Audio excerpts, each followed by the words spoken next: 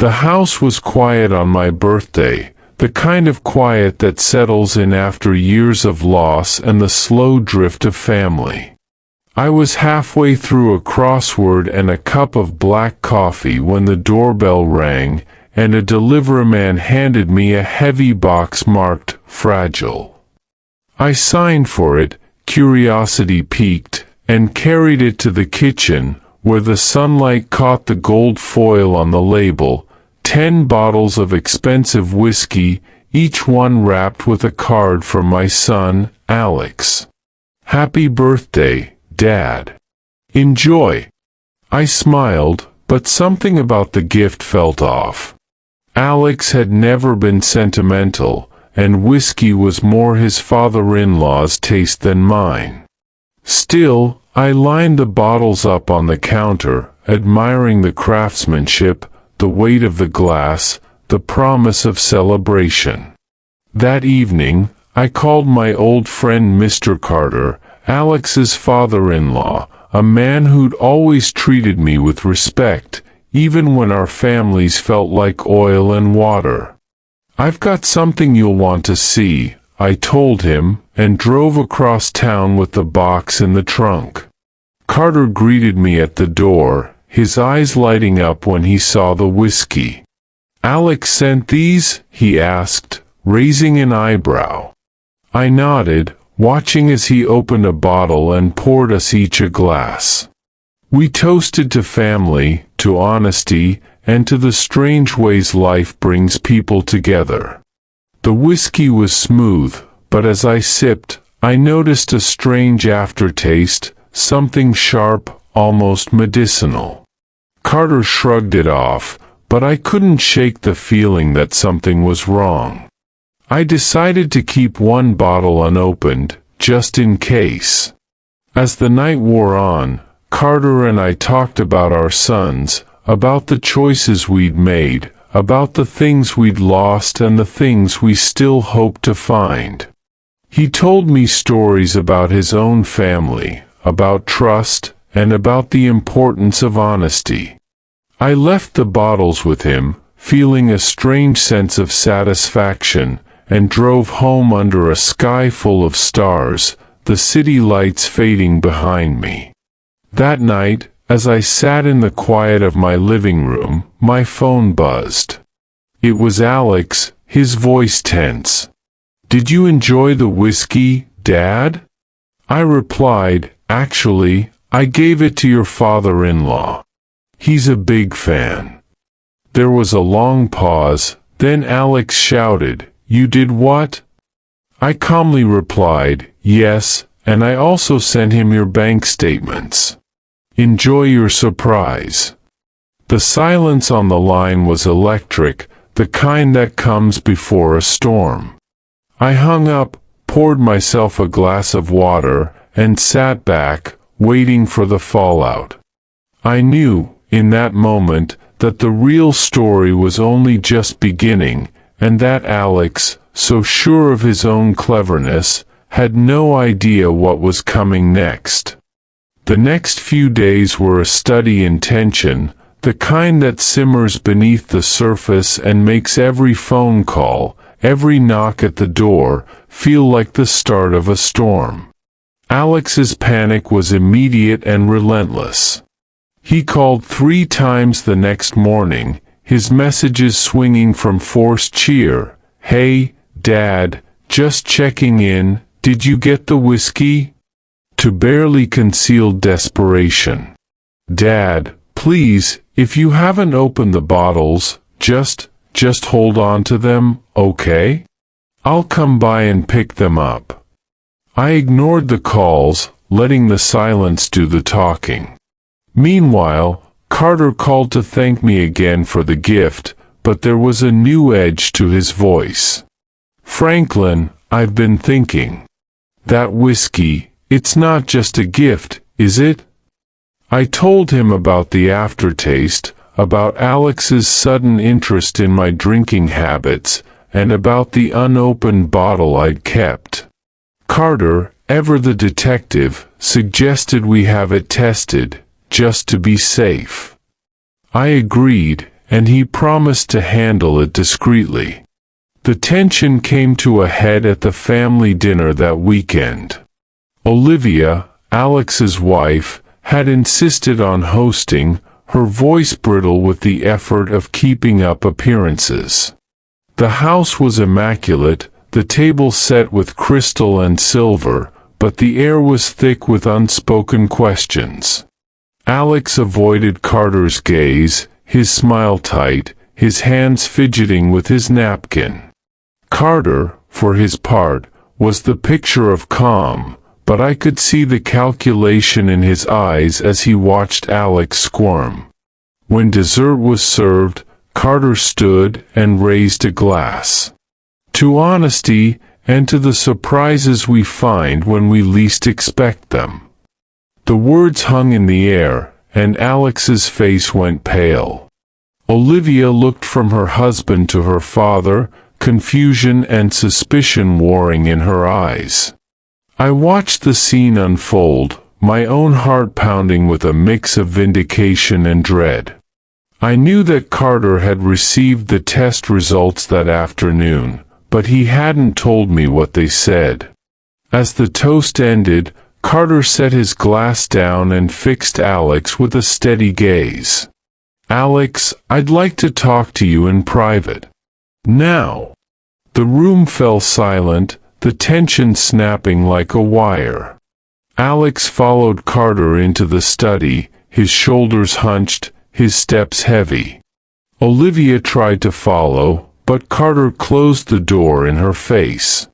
I sat at the table, the sounds of their muffled argument drifting through the walls, and realized that the real confrontation was finally here. The family, once united by appearances, was now divided by truth. As the evening wore on and the guests drifted home, Olivia cornered me in the hallway, her voice low and urgent. "What's going on, Franklin? What did you do?" I met her gaze, my own voice calm.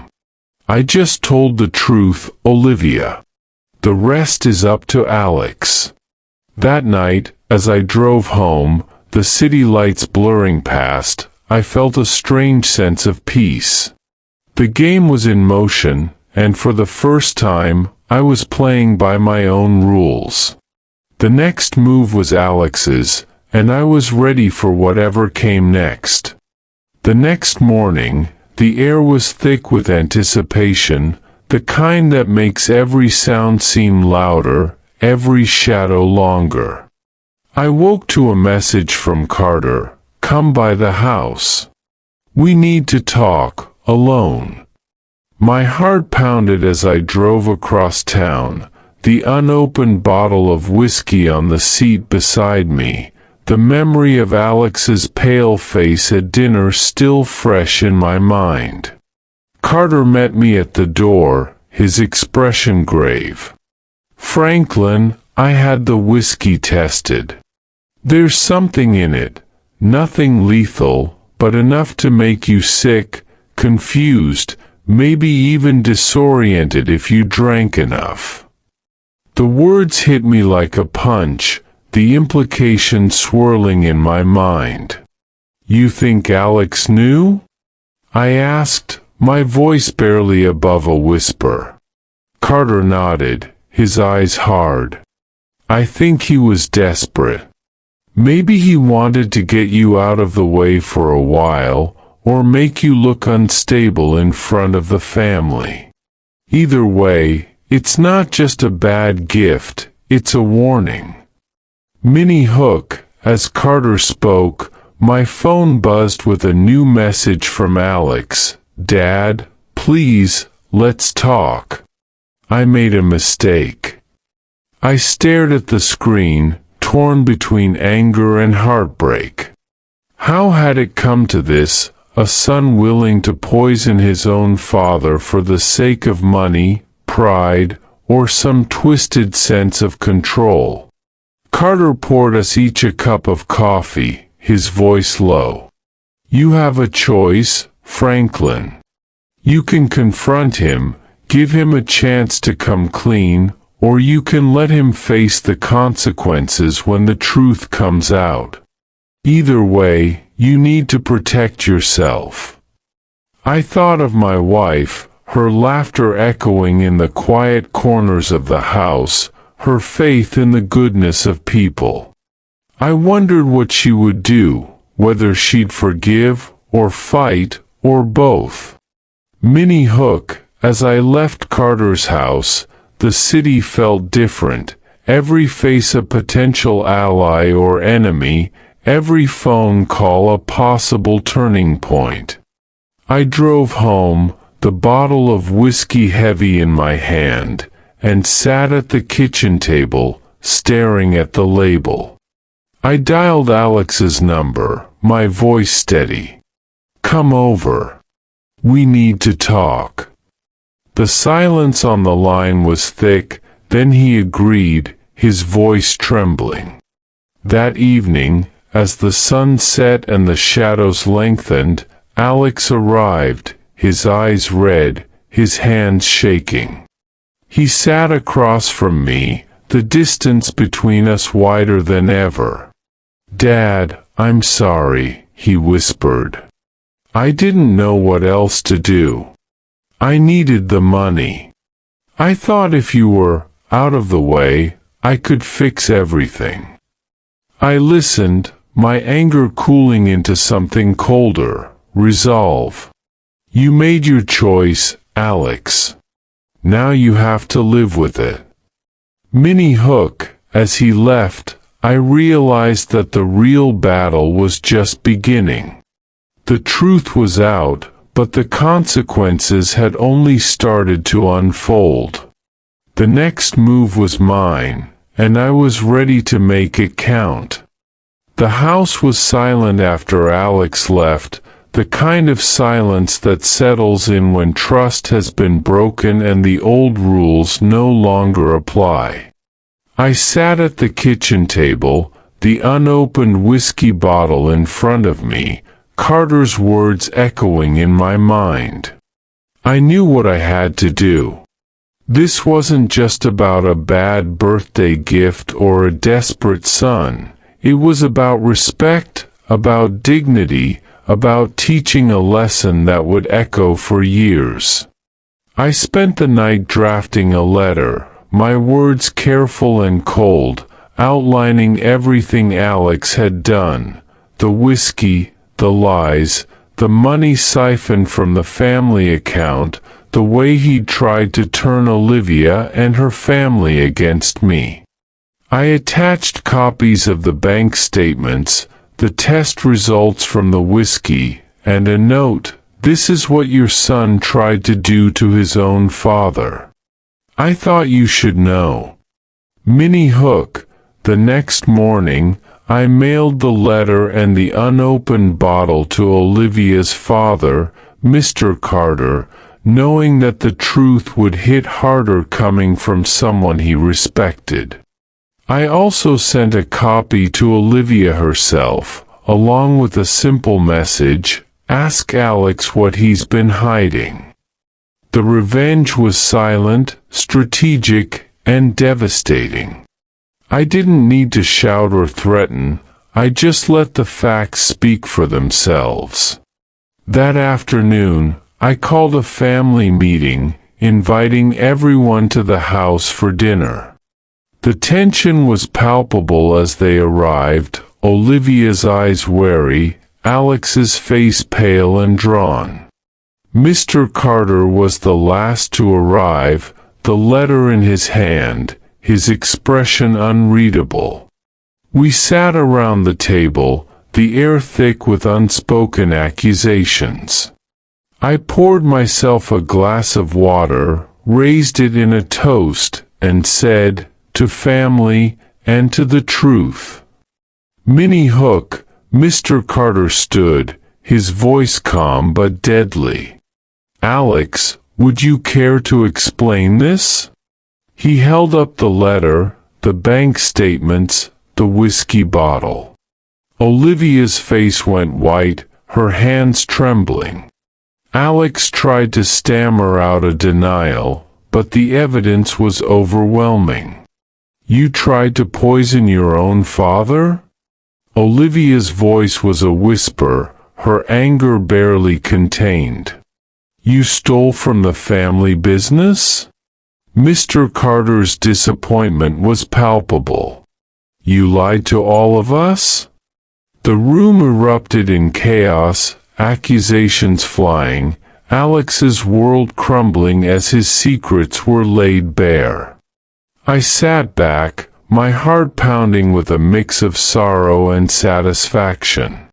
The revenge was complete, not with violence or anger, but with the quiet, relentless power of the truth.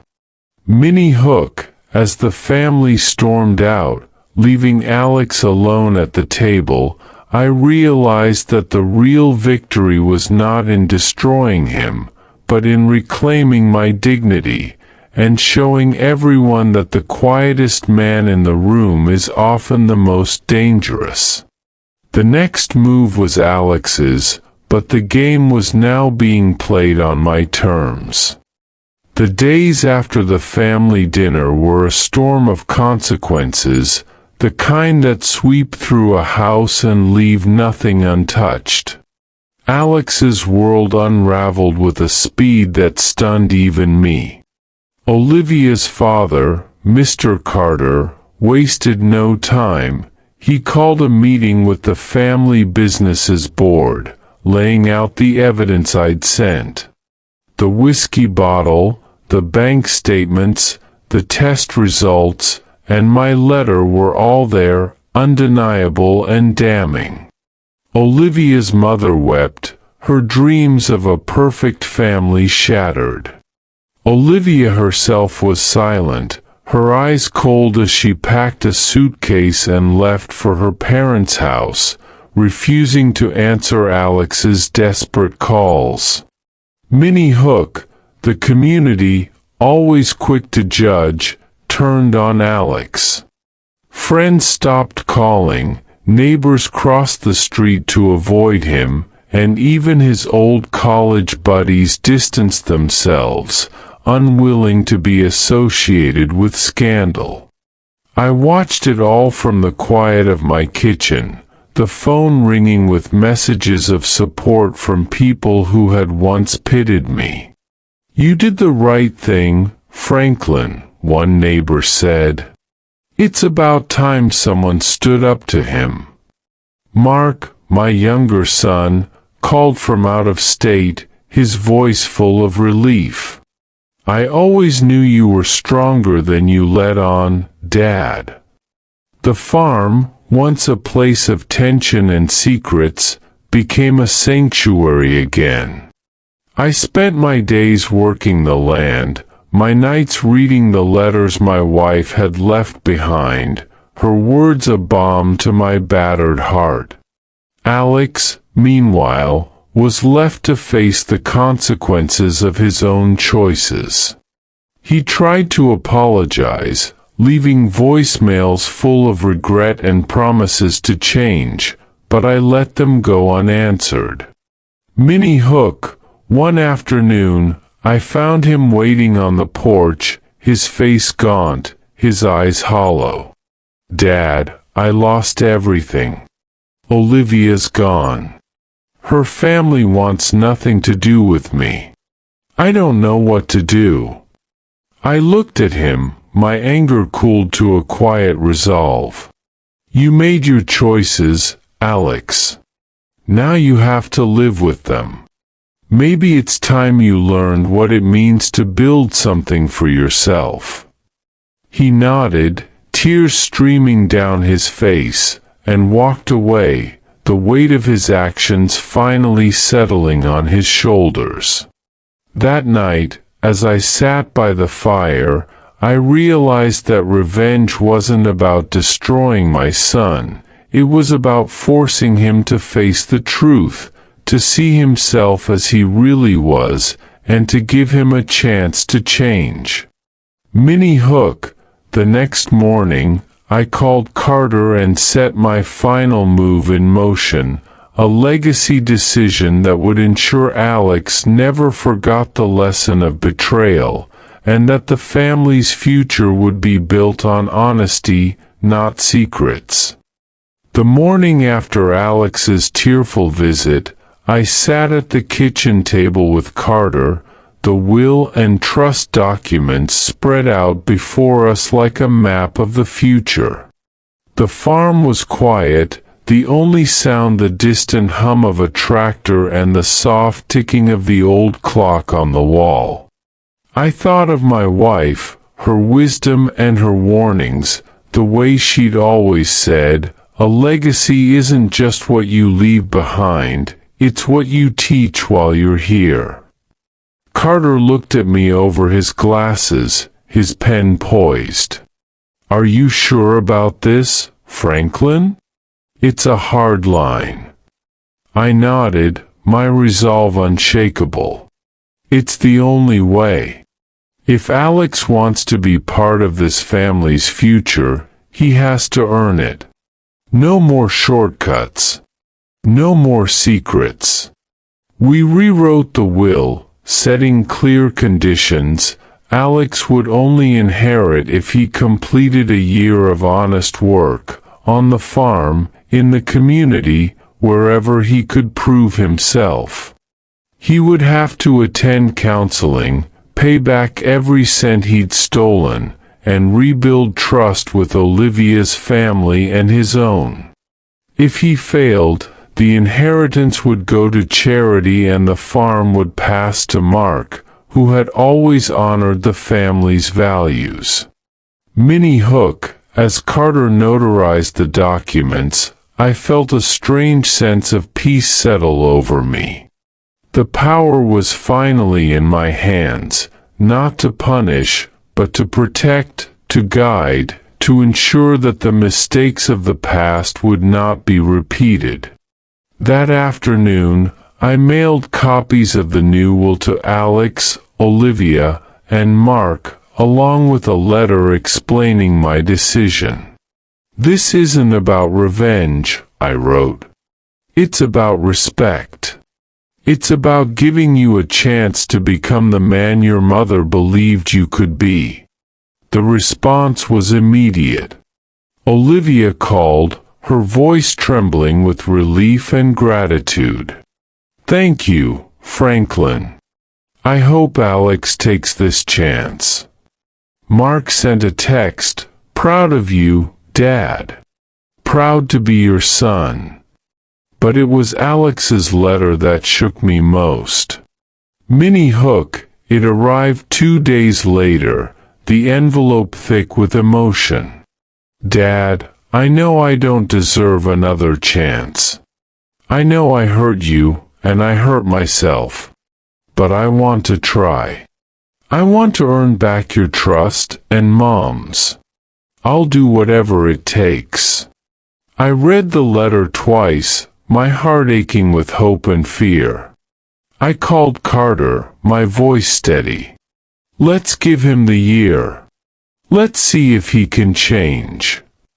That night, as I sat on the porch watching the sun set over the fields, I realized that the real revenge was not in cutting Alex off, but in forcing him to face himself, and in giving him the chance to become something better. Minnie Hook, the next chapter would be the hardest yet, but for the first time, I believed it might also be the most important. The legacy was no longer just about money. It was about redemption, about family, and about the courage to demand more from the people you love. The first months of Alex's year of redemption were a test for everyone. He showed up at the farm before sunrise, his hands blistered from work he'd never done, his pride stripped away by the weight of his own mistakes. Franklin watched him from the porch, torn between hope and skepticism, his heart aching every time Alex stumbled but refusing to offer easy comfort. The community, too, was slow to forgive. Neighbors who had once welcomed Alex now watched him with wary eyes, their trust hard-won and easily lost. Mark, ever the peacemaker, tried to bridge the gap, inviting Alex to join him at the local food bank, encouraging him to volunteer at the church, to show the town that he was more than the sum of his failures. For a while, it seemed to work. Alex grew quieter, more thoughtful, his apologies less frequent but more sincere. He paid back every cent he'd stolen, attended counseling, and even wrote a letter to Olivia's father, asking for a chance to make amends. Minnie Hook, but just as the family began to believe in the possibility of healing, a new crisis erupted. Emily, Franklin's daughter, called late one night, her voice shaking. "Dad, I need help. My husband lost his job, and we're about to lose the house. I didn't want to ask, but I don't know what else to do." Franklin's heart twisted. He wanted to help, but the trust was still fragile, the wounds still fresh. He called a family meeting, the first in years, and laid everything on the table. "We help each other, or we lose everything. But there are rules, honesty, accountability, no more secrets." Alex listened, his face pale, his hands clenched. "I want to help, Dad. I want to prove I've changed." Emily looked at him, her eyes full of old pain and new hope. "Then show me." The next day, Alex went to Emily's house, rolling up his sleeves to help with repairs, calling in favors from friends at the shelter, and even offering to cover the mortgage for a month with his own savings. The gesture was small, but it meant everything. Minnie Hook, as the family worked together, the old resentments began to fade, replaced by a sense of shared purpose. Franklin watched from the porch, his heart swelling with pride and relief. The crisis had threatened to undo everything, but instead, it had brought them closer. That night, as they sat around the kitchen table, laughter and stories filling the air, Franklin realized that the real revenge was not in punishment, but in demanding growth, and in giving his son the chance to become the man he was meant to be. Minnie Hook, the year was only half over, but for the first time, Franklin believed that forgiveness was possible, and that the legacy he and his wife had built might finally endure. As the year of Alex's redemption drew to a close, the farm was alive with the promise of spring, fields greening, the orchard in bloom, and the air filled with the scent of new beginnings. Franklin watched his son with cautious pride, seeing the changes that hard work and humility had wrought. Alex was no longer the man who had tried to poison his own father's birthday with a bottle of whiskey and a lie. He was quieter, more thoughtful, his laughter softer, his apologies deeper. The family, too, had begun to heal. Emily and her husband were back on their feet, thanks in part to Alex's help, and Mark had become the glue that held them all together, his optimism infectious. But just as Franklin dared to believe that the worst was behind them, a final test arrived, one that threatened to undo everything they had built. It came in the form of a letter, slipped under the farmhouse door late one night. The handwriting was unfamiliar, the message simple: "I know what Alex did. If you don't pay me $50,000, I'll tell the whole town." Franklin's heart pounded as he read the words, the old fear and anger flaring up. He called a family meeting, laying the letter on the table. "We have a choice," he said, his voice steady. "We can give in to blackmail, or we can face the truth, together." Alex's face went white, his hands shaking. "Dad, I swear, I haven't done anything wrong. Not since before." Emily looked at him, her eyes searching. "Do you believe him, Dad?" Franklin studied his son, weighing the man he had become against the boy he had been. "I do," he said finally. "But trust has to be earned, not just given." They decided to confront the blackmailer head-on, refusing to pay, refusing to hide. Franklin wrote a letter to the editor of the local paper, telling the whole story, of the whiskey, the betrayal, the year of redemption, and the lessons learned.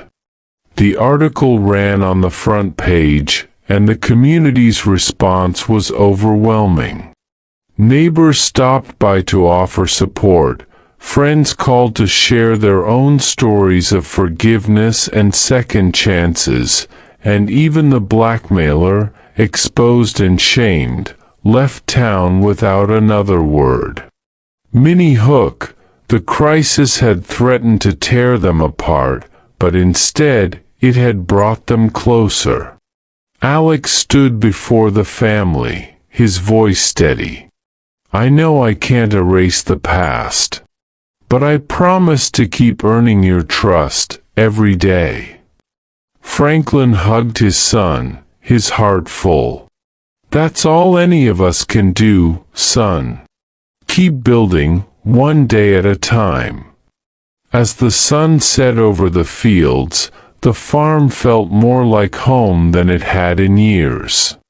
The final test had been passed, not with money or secrets, but with honesty, courage, and the quiet strength of a family that refused to be broken.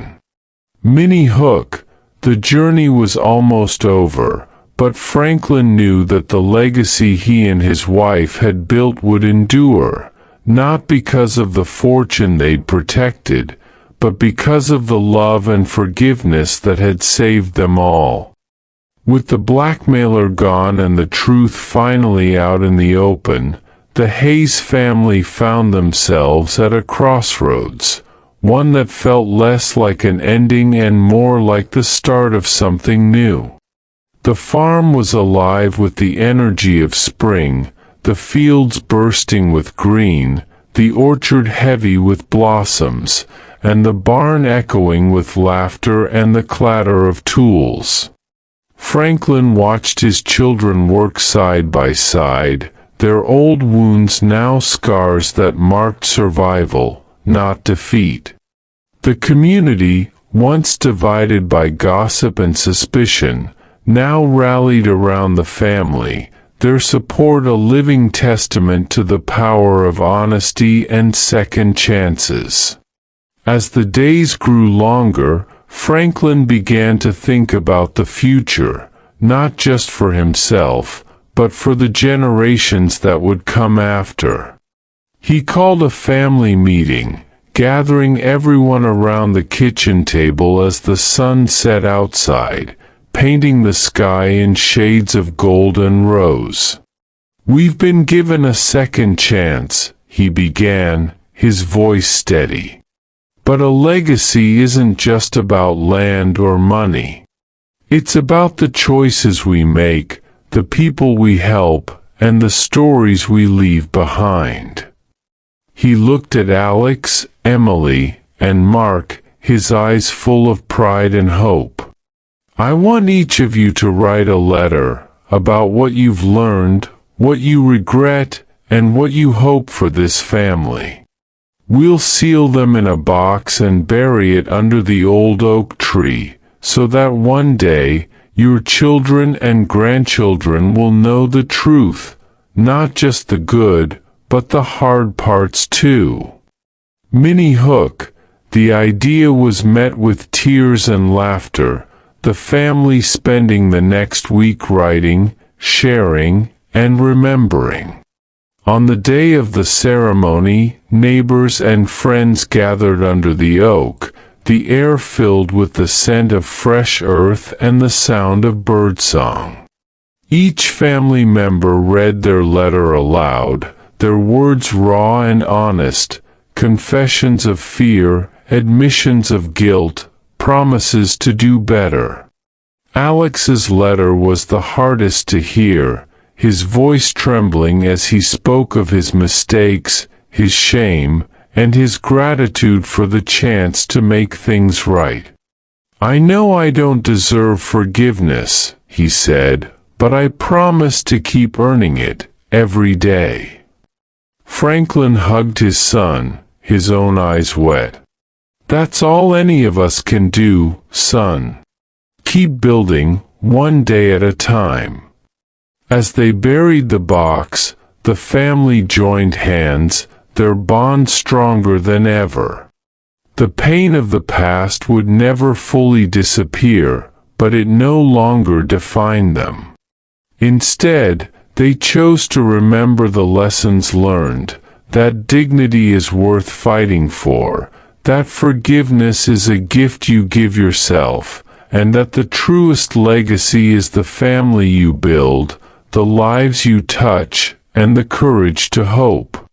Minnie Hook, as the stars appeared overhead and the world grew quiet, Franklin closed his eyes, grateful for the journey, and ready for whatever tomorrow might bring, knowing that, at last, the Hayes legacy would endure for generations to come. The summer sun rose over the Hayes farm, casting long golden rays across the fields as Franklin prepared for the most important day of his life, the day he would hand over the farm and the family's future to the next generation. The house was alive with the sounds of preparation, Emily and her children baking pies in the kitchen, Mark setting up tables under the old oak, and Alex, sleeves rolled up, directing volunteers as they decorated the barn with wildflowers and lanterns. The community had turned out in force, eager to celebrate not just the land, but the journey that had brought the Hayes family back from the brink. Franklin moved through the crowd, shaking hands, accepting hugs, and listening to stories from neighbors who had watched the family's transformation with awe and respect. As the afternoon wore on, the air filled with music, laughter, and the scent of barbecue, Franklin gathered his children and grandchildren beneath the oak tree.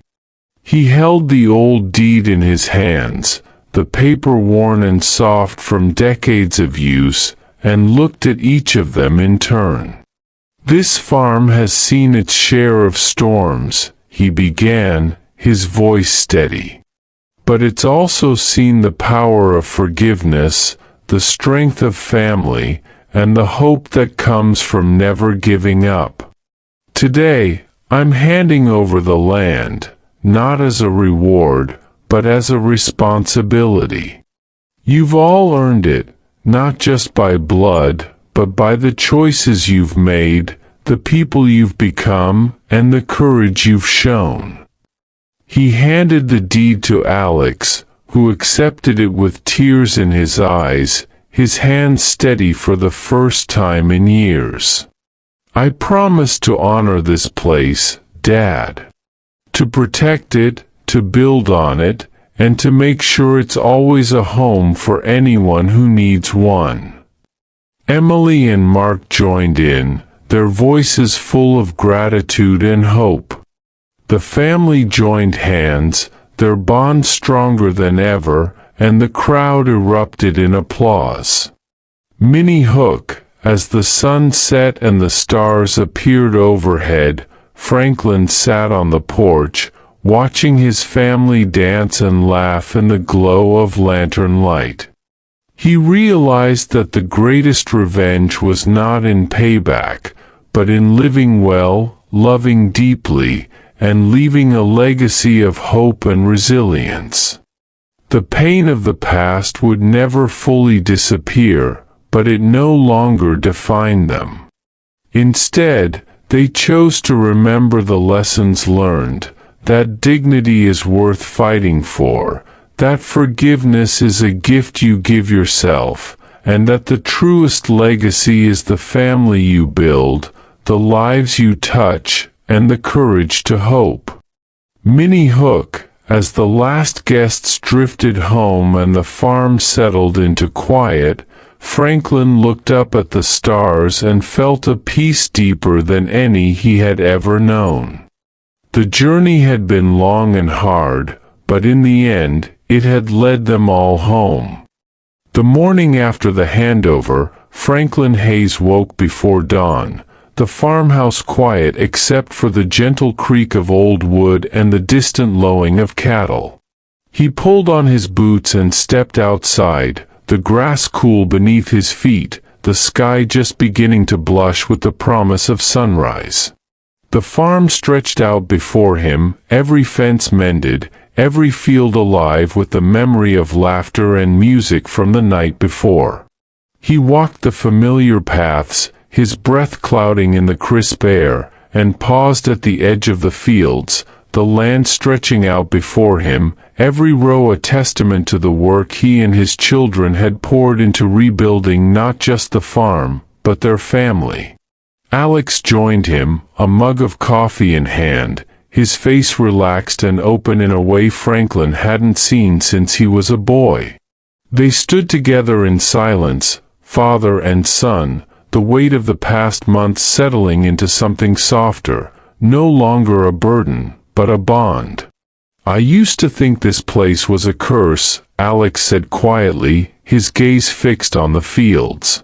"But now I see it's a gift. Thank you for not giving up on me, Dad." Franklin smiled, his heart full. "We both had to learn the hard way, son. But we learned. And that's what matters." As the sun climbed higher, the farm came alive, chickens clucking, the distant rumble of a tractor, the laughter of children as they raced through the rows of corn. Franklin felt a peace settle over him, the kind that comes from knowing you've done the right thing, even when it was the hardest thing. He thought of the pain and forgiveness that had brought them to this moment, and realized that the scars of the past were not something to hide, but to honor. They were proof of survival, of resilience, of the courage to begin again. Alex turned to him, his eyes shining. "What do we do now?" Franklin looked out over the land, the legacy he'd fought so hard to protect, and felt the answer rise in his chest. "We live, son. We love. We keep building, together." As they walked back to the house, the sun warming their backs, Franklin knew that the story of the Hayes farm would be told for generations, not as a tale of betrayal, but as a testament to the power of forgiveness, the strength of family, and the quiet, unbreakable hope that no storm could ever wash away. The journey had been long and hard, but in the end, it had led them home. And as Franklin closed the door behind him, the farm alive with the sounds of a new day, he knew that whatever tomorrow brought, they would face it together, stronger, wiser, and finally, at peace. Spring arrived with a gentle insistence, the fields of the Hayes farm turning green and gold as Franklin and his family prepared for a final celebration, a gathering not just to mark the passing of seasons, but to honor the journey that had brought them all home. The house was alive with laughter and the clatter of dishes as Emily arrived with her children, their joy infectious as they raced through the orchard and helped Alex set up tables beneath the old oak tree. Miriam and Jacob came with baskets of fresh bread and stories from town, their friendship now woven into the fabric of the family. Carter and Evelyn brought news of the scholarship fund's first recipients, their pride in the Hayes legacy clear in every word. As the sun dipped low, painting the sky in shades of gold and lavender, Franklin stood at the head of a long table set with food and flowers, his heart full as he looked out at the faces of those he loved, Alex, Emily, the grandchildren, friends old and new. "This farm has seen its share of storms," he began, his voice steady. "But it's also seen the power of forgiveness, the strength of family, and the hope that comes from never giving up. We've learned that legacy isn't just about land or money, it's about the people you love, the lessons you pass on, and the courage to start again, no matter how many times you fall." The family listened in silence, the firelight flickering in their eyes, the pain of old wounds now woven into the fabric of their story. Alex raised his glass, his voice thick with emotion. "To Dad, for teaching us what it means to fight for what matters.